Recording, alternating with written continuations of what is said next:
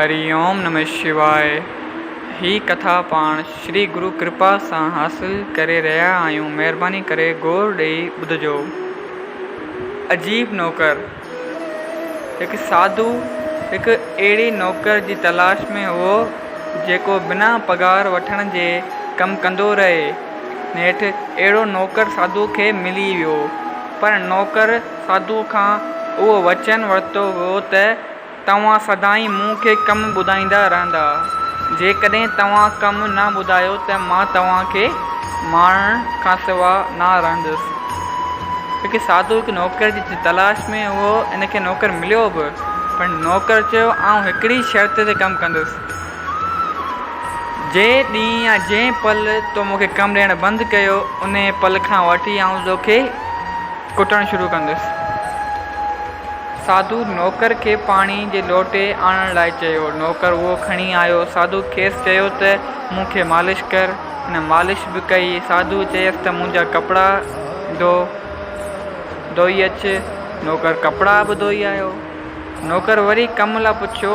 साधु चयो त हिन वक़्तु ॿियो को कमु न आहे। उहो ॿुधंदे ई नौकर लठ खईं ऐं साधुअ ते चढ़ी वियो।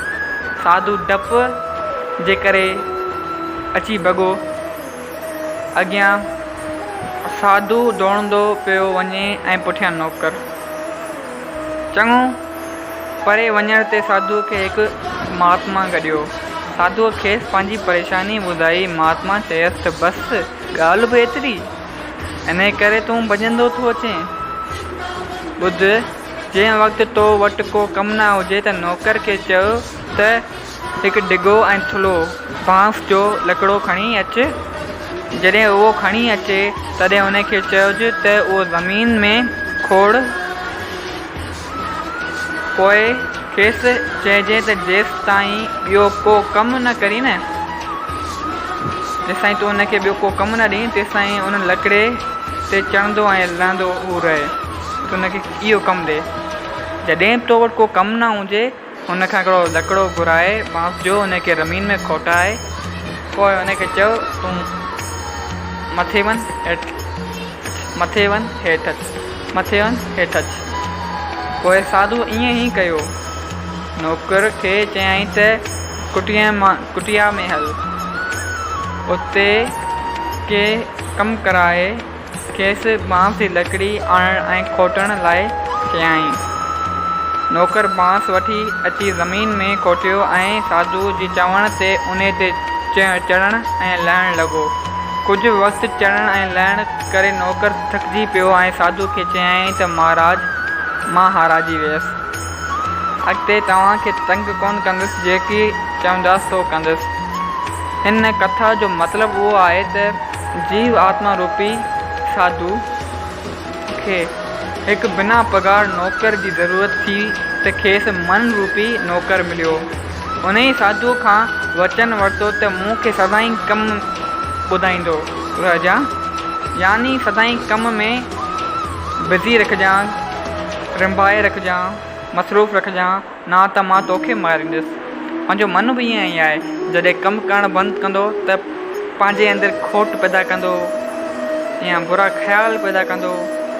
इहा हक़ीक़त आहे त मन जॾहिं बि कम खां वांदो थियो या थींदो त जीव आत्मा खे ख़राबु रस्ते ते वठी वेंदो।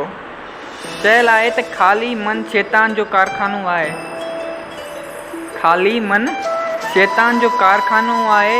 उहो ई इंसान जी तबाही आणींदो आहे। उन करे मन खे हमेशह रुधल रखणु खपे।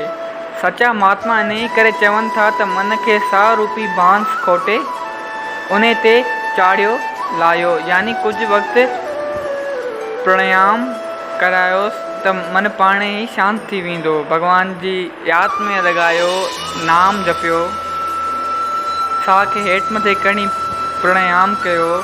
मन जी चंचलता दूरि करण लाइ प्राणायाम ऐं ओम जो जाप हिकु टिक इलाजु आहे। इन खां ॿियो को बि दुनिया में इलाजु कोन आयो अञा ताईं त मन खे कंट्रोल करण जो। जय सियाराम। अगरि ही नंढी कथा अजीब नौकर तव्हांखे वणी हुजे त पंहिंजे सां गॾु शेयर कयो। जय सिया राम।